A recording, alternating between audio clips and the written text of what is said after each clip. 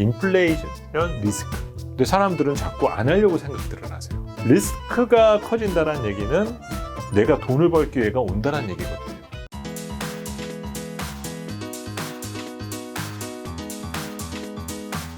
그럼 향후 증시가 좀 상승할 수 있는 네네. 이유랑 또 하락할 수도 있잖아요. 하락할 수도 네네. 있다면 그 이유 뭐 한 가지씩 있다면 어떤 게 있을까요? 우선 가장 중요한 부분은 지금 시장에 돈이 많아서 주식시장이 좋다라는 것들은 알고 계시잖아요. 그렇죠. 근데 이 돈들이 정확하게 어떻게 작동하느냐가 가장 중요한 겁니다. 네.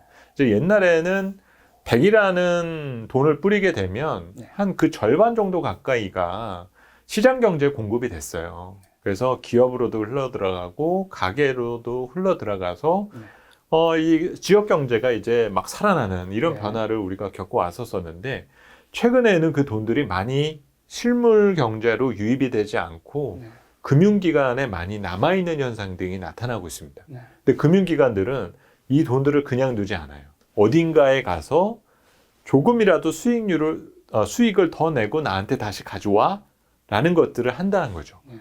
우리나라 금융기관들도 그렇고 미국의 금융기관, 글로벌 어느 금융기관이나 이런 것들을 하게 된다는 거죠. 근데 그 돈들이 어디 가서 투자가 될 것이냐 생각을 해보면 우리가 생각하는 그 뻔한 것들이 대부분 투자가 되어 가고 있어요. 네.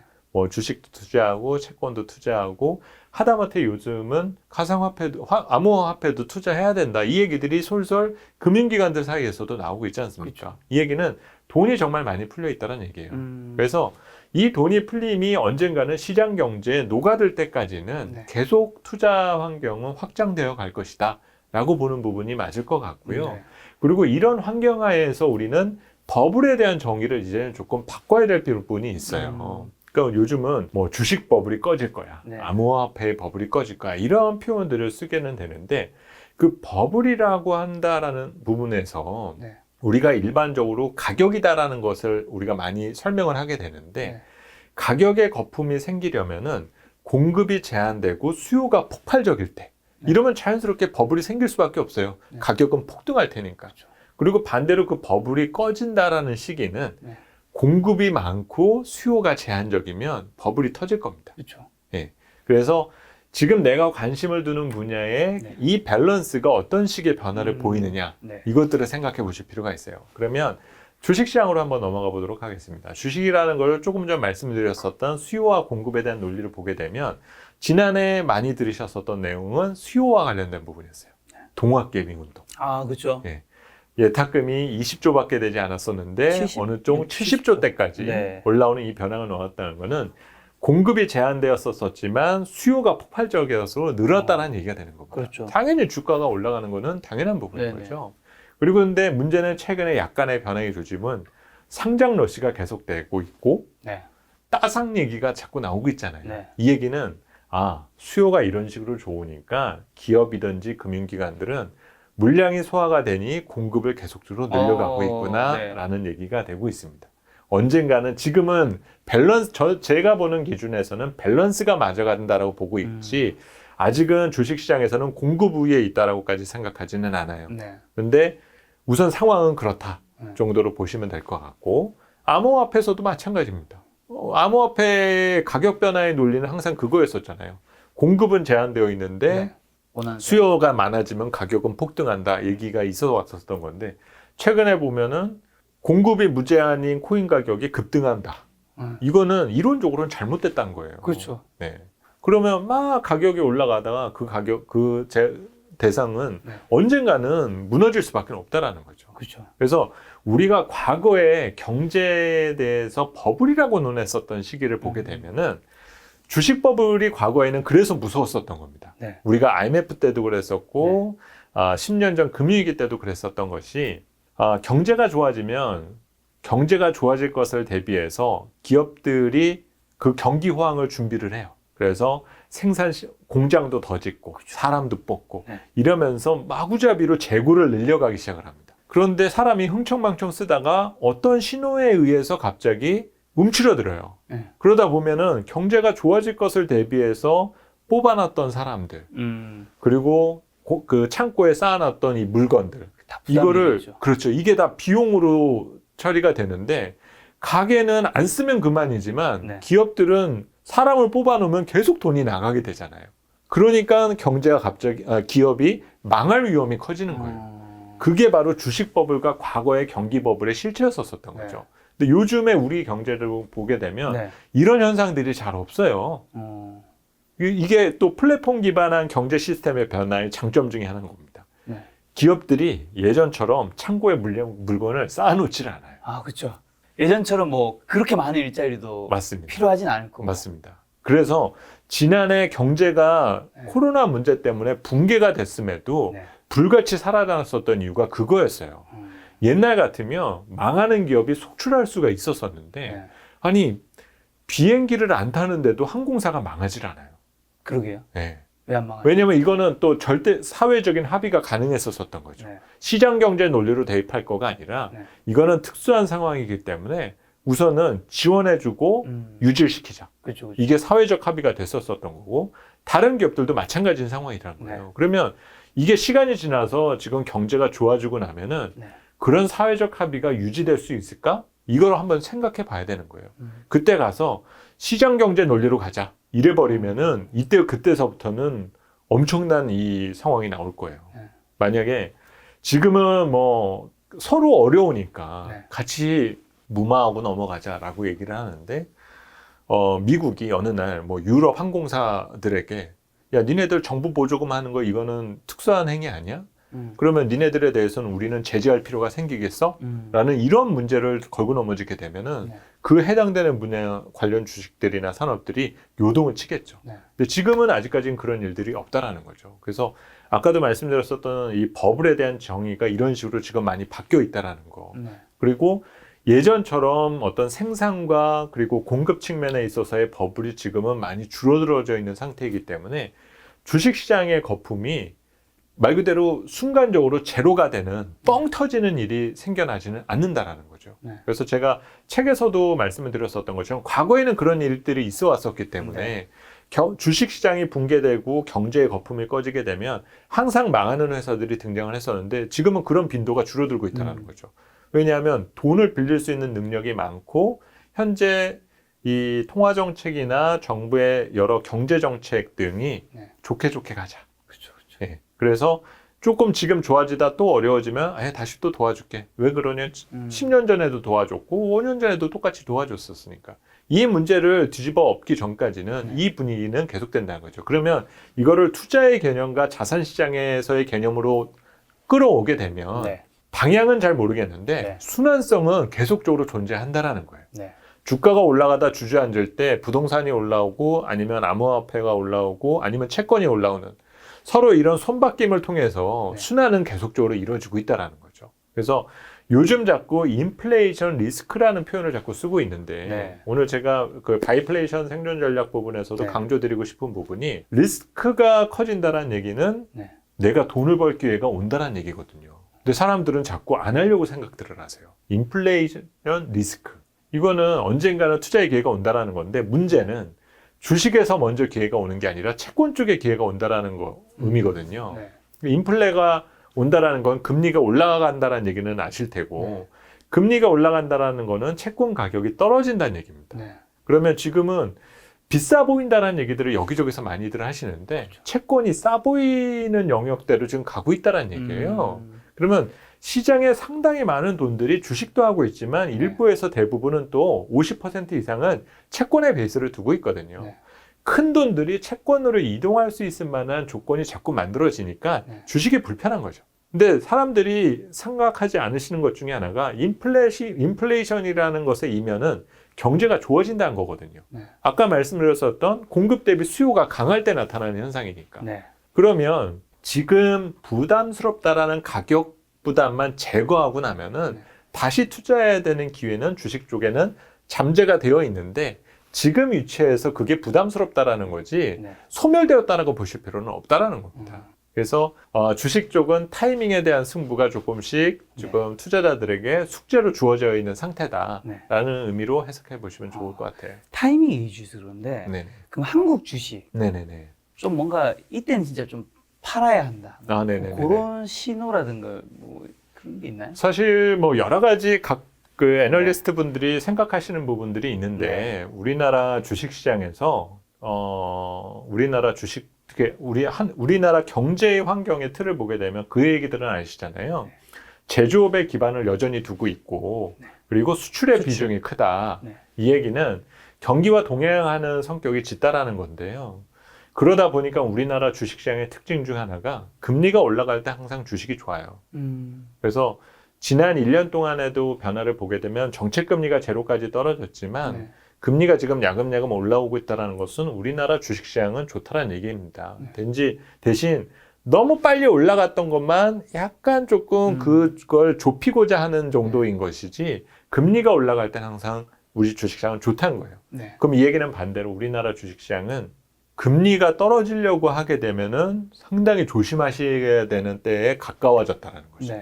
그래서 예전에도 항상 뭐 장단기 금리가 역전된다거나 뭐 이런 얘기들이 나오게 됐을 때는 우리나라 주식시장에 대해서 상당히 조심하실 필요가 있는 그러니까 지금 투자자분들 중에서 분명히 나는 그러면 거꾸로 알고 있네? 이렇게 생각하시는 분들이 계실 거예요. 저도 마음속으로 생각하고 있었습니다. 금리가 올라가면은 이거는 불안해지는 거고 금리가 떨어진다 그러면 이제부터는 투자를 해야 돼. 그렇죠. 라고 생각을 하시게 되는데 그 느낌이 드시는 분들은 조금 템포를 바꾸실 필요가 있어요. 지금 금리가 올라간다라는 믿음을 계속 갖고 계신다라면 지금 투자하는 것을 조금 더 밀고 가실 필요가 있고요. 반대로 지금 금리가 떨어지고 있는데 더 떨어질 것 같다. 그러면 약간은 수위를 낮춰서 만에 하나 시장에 쇼크가 나올 때 내가 풀스윙 할 수 있는 여지를 갖고 준비를 하시는 것들이 그만큼 더 필요하다라는 거죠. 그래서 그런 여지 등이 가장 중요하다고 볼 수가 있고요. 그 다음으로는 우리나라 기업들이 단적으로 가지고 있는 문제점 중에 하나가 수익성이 그렇게 썩 좋지가 않다라는 거예요. 그래서 수익성이 망가지는 여러 신호들 이런 것들에 대해서는 조금 더 주의가 필요하다. 근데 최근에 우리 기업들은 그런 거에 있어서 많이 조금 보강된 그런 변화를 보이고 있습니다. 그래서 나중에 이거는 우리나라뿐만이 아니라 글로벌 전체로 봤었을 때 나타날 현상인데요. 기업들에게 임금이 부담스러운 비용 요소로 영향을 주기 시작을 하게 되면 그때는 글로벌 주식시장 전체가 무너질 위험이 커질 때라고 보셔야 돼요.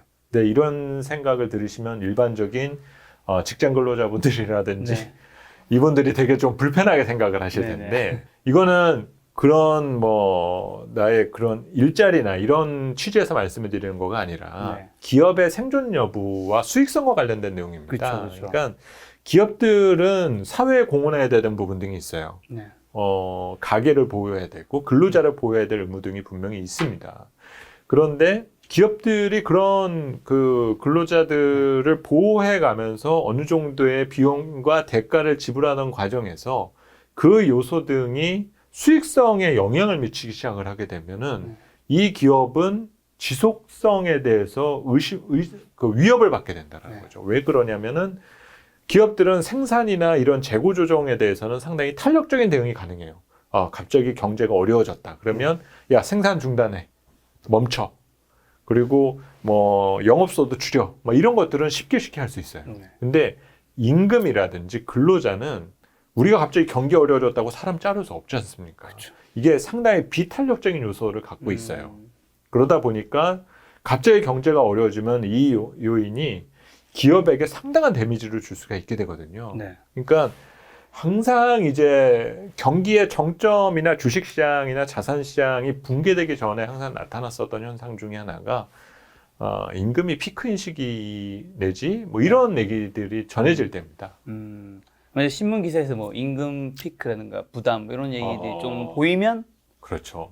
좀 조심해야 되겠네요. 월가로 이제 우리 국내로 설명을 드리기보다는 월가에서 이제 어떤 CEO가 1,000억 원대 스톡 옵션을 받아서 연봉이 얼마더라.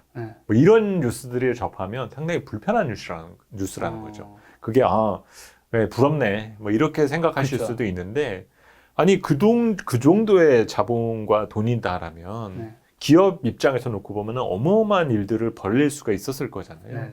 그거를 포기하고 어떤 특정 주체나 근로자들에게 이런 식으로 보상이 돌아가게 된다는 거는 더 추가적인 성장을 추구하는 데 있어서 상당한 어려움을 겪을 수 있는 여지 등이 생긴다라는 거죠. 그래서 그런 내용들도 지금은 아닙니다. 네. 그래서 나중에 이제 그런 것들도 한번 생각해 보시면 좀 도움이 되실 수 있을 아까 말씀하신 게 금리가 오르면 투자를 늘려야 된다. 네, 맞습니다. 우리가 일반적으로는 좀 반대로 알고 있는 것 같은데 네네네네. 왜 지금 그렇게 말씀하신 거예요? 우선 물가라는 것과 네. 금리라는 것은 네. 경기의 RPM이라고 생각하시면 좋을 네. 것 같아요. 그러니까 LG 그 악셀레이터를 밟으면 네. 속도계가 올라가면 밟는 속도에 따라서 순간적으로 RPM이 올라갔다가 그렇죠. 기어가 바뀌면서 안정적인 속도로 내려가잖아요. 맞아. 그러니까 물가라든지 금리라는 것은 그런 식의 의미로만 생각하시면 된다는 거죠. 네.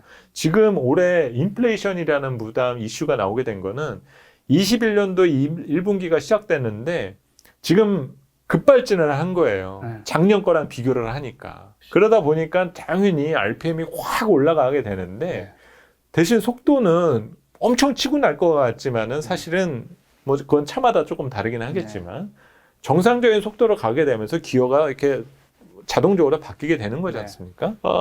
그런데 이제 지금의 금리가 올라갈 때, 그 금리가 올라간다는 얘기는 RPM도 천천히 올라가야 되는 그 속도만 맞추면 되는 거고, 네. 이 변화가 지금 당장은 어색하겠지만 어느 정도 균형적인 금리 수준이 유지가 된다는 얘기는 네. 안정적인 경제 확장이 유지가 된다는 얘기거든요. 네. 그러면 돈 벌 기회라든지 이런 것들은 시장에서 끊임없이 제공이 되고 있다는 거죠. 네. 그러면 이런 상황에서는 가만히 있어도 사실 돈을 벌 수가 있어요. 음. 근데 너무 이 상황에 대해서 의미를 두려고 하고 네. 아유 야 이거 엔진 터지는 거야 아니야? 라고 해서 악셀에서 발을 떼버리시게 되면은 네. 그러면은 차가 다시 안 나가겠죠. 안 나가겠죠. 예. 그런 관점에서 이제 생각을 하셔야 되는 부분이고 네. 정말 이제 시장에서 이거는 이 정도 금리 수준에서는 뭔가 통제해야 될 필요성까지 생기겠어 네. 라는 시그널이 나와야 될 텐데 그런 조건이 지금으로서는 조금 어렵다. 그래서 제가 작년에 낸 책에서 드렸었던 부분은 자꾸 지금 금리 조금 들썩이니까는 뭐 테이퍼링이다. 네, 금리 난리잖아요. 인상이 예, 할 수 있다. 제가 제안한 내용으로는 저는 중앙은행은 20년대가 끝날 때까지는 금리 올리기 쉽지 않다. 저는 그렇게 제안을 하고 있어요. 네. 그런데 이제 그렇게 생각하면 지금의 이 미미한 해석과 아주 미세한 해석과 네. 요 기간적인 판단에 대해서는 네. 아이고 저때 저런 얘기를 내가 왜 했었을까라는 거를 언젠가는 하게 될 확률이 저는 높다라고 생각을 합니다. 그래서 그리고 지금 금리가 올라가는 거에 대해서의 불편함을 느끼시기보다는 네. 이거는 경제가 좋아지면 나타나는 아주 자연스러운 현상이다. 되게 우스웠었던 것 중에 하나가 네. 올해 성장률 전망이 좋아진다는 얘기들 많이 들으셨어요. 그쵸. 우리도 뭐 4%도 가능하다. 네. 미국은 작년에 마이너스 성장을 했는데 올해 뭐 5% 성장이 가능할 네. 거고 중국은 10%. 네. 이렇게 좋아질 거라고 얘기하면서 물가는 대신에 저물가가 유지될 거야. 이거는 속도가 날 거라고 하면서 RPM은 안 올라간다. 모르겠으면 제가 테슬라를 안 타봐서 요새 전기차는 그런다면서요. 그냥 밟으면 휘잉 나가니까. 예. 그래서 뭐 RPM 안 올라가서 그래서 그러셨는지는 잘 모르겠지만은 그렇게 움직이지 않는다는 거죠. 네. 작년 이맘때 국제 유가가 25불이었어요, 배럴당. 네. 그리고 지금 유가가 60불대입니다. 무려 150%가 가격이 올랐는데 물가는 1% 미만에 있을 리가 없잖아요. 그렇죠. 당연히 기저 측면에서의 회복이 강할 수밖에 나오는 건데 그 미세한 변동을 가지고 나서 여기에서 리스크라고 얘기를 하고 여기에선 성장 중 끝났다라고 얘기하고 이 얘기 저 얘기 갖다 붙이다 보니까 너무 이 분석이다라고 제가 오늘 페이스북에다가도 제가 그 얘기를 넣었는데 분석의 내용이 조금 아닌 것 같다라고 해서 여기다가 상상을 더하시면 안 된다라는 얘기예요. 분석은 그냥 분석으로 끝내고 내 분석에 맞게 되는 그 시기가 언제쯤인가라는 것들을 측정하시면 충분한 건데 내가 분석하고 나서 아닌 것 같으니까 여기 이제부터 이제 내가 모르는 것들이 여기 있는 거네. 그러면서 막 시나리오와 여러 가지 그 상상력을 포함을 시켜버리게 되다 보면은 엉뚱한 곳에 내가 가 있을 가능성이 상당히 크다라는 겁니다. 그래서 지금은 좀 그런 것들에 대한 균형감을 찾아가시는 것들이 조금 더 중요하다 말씀을 드리고 싶어요. 최근에 센터장님께서 혹시 뭐 관심이 가는 경제 뉴스, 뭐 이슈, 뭐 한 가지 정도 있다면 뭐 어떤 게 있을까요? 저는 최근에는 이제 가장 이제 정부에서 나오는 내용들 이런 얘기들에 좀 더 관심을 많이 두고 있고요. 당분간 중앙은행에서 나오는 얘기들은 별로 귀담아 들을 부분이 없는 것 같다. 그런데 지금 자산시장이 어쨌든 경제의 변화보다 앞서간 측면 등이 있다 보니까 이 과정에서 자산시장을 정책당국이 어떻게 바라보는지 이런 것들의 스탠스를 조금 더 주의 깊게 보고 있고 그리고 이제 돈을 풀어놨는데 이 돈들이 미국은 미국에서 한국은 한국에서 그 내에서 돈들이 계속적으로 작동을 하게 되면 문제가 되진 않아요. 근데 요즘에 다시 이제 교역량이 늘어나려고 하게 되다 보면은 각국 정부가 예민해집니다. 왜냐하면 미국에서 미국 경제를 살리겠다고 돈을 풀어놨는데 갑자기 미국의 수입이 막 늘어나요. 그러면 미국에서 달러를 찍어낸 것들이 다른 데로 빠져나간다는 얘기가 되거든요. 그렇죠. 미국에서 원했던 거는 일자리가 미국 내에서 생기고 그래서 임금을 통해서 우리가 뿌린 돈이 미국민들에게 가기를 원하고 있습니다. 그러고 있는데 돈은 뿌려놨는데 미 국민들이 일자리를 아직까지 확보를 못해서 갖지를 못해서 그냥 가지고 있던 돈으로 소비만 하고 그 돈들이 한국으로부터 아니면은 중국으로부터 유럽으로부터 수입한 제품에게 제공이 되면은 미국 정부가 찍은 돈들이 밖으로 나가게 된다는 얘기가 되는 거예요. 그렇죠. 그래서 올 하반기부터는 이제 본격적으로 통상 분쟁이 시작될 수 있는 여지 등이 커질 거다. 그래서 트럼프 시절에 그렇게 우리를 괴롭혔었던 이슈 등이 다시 부활을 하게 될 텐데 이게 막장으로 갈지 훈훈한 결론을 낼지는 아직은 잘 몰라요. 왜냐하면 각자가 칼을 뽑지 않은 상황에 있기 때문에 그 상황에 대한 변화 등의 뉴스 등에 대해서 개인적으로 관심을 많이 갖고 있습니다.